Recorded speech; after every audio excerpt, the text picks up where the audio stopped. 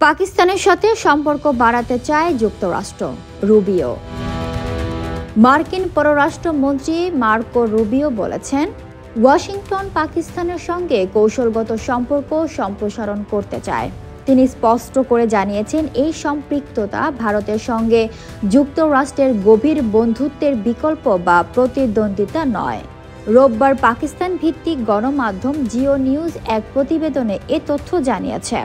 পাকিস্তানের সঙ্গে যুক্তরাষ্ট্রের সম্পর্ক জোরদারের বিষয়টি নিয়ে ভারত কি কোনো উদ্বেগ প্রকাশ করেছে কিনা এমন প্রশ্নের জবাবে তিনি বলেন, তারা আনুষ্ঠানিকভাবে তা করেনি। অবশ্যই ঐতিহাসিক কারণে কিছু উদ্বেগ তাদের থাকতে পারে, কিন্তু যুক্তরাষ্ট্র একাধিক অংশীদারের সঙ্গে কাজ করতে চায়। রুবিও বলেন, আমরা পাকিস্তানের সঙ্গে কৌশলগত সম্পর্ক সম্প্রসারণের একটি বাস্তব সুযোগ দেখছি। এটি ওয়াশিংটনের বৃহত্তর নীতির অংশ, যেখানে আমাদের সাধারণ স্বার্থ মিলে যায়।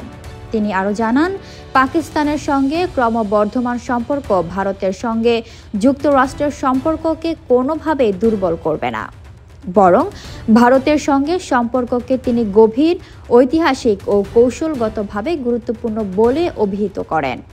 ভারত পাকিস্তান সংঘাতের সম্ভাবনা মোকাবেলায় যুক্তরাষ্ট্রের ভূমিকা ইসলামাবাদ প্রশংসা করলেও রুবিও বলেন, এই সম্পর্কের নতুন ধারা শুরু হয়েছিল সংঘাতের আগেই।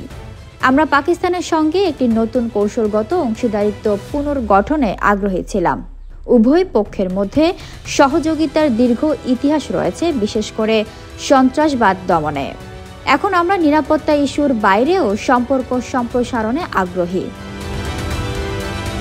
Fatema Tuz Johra, People Voice Television, Dhaka.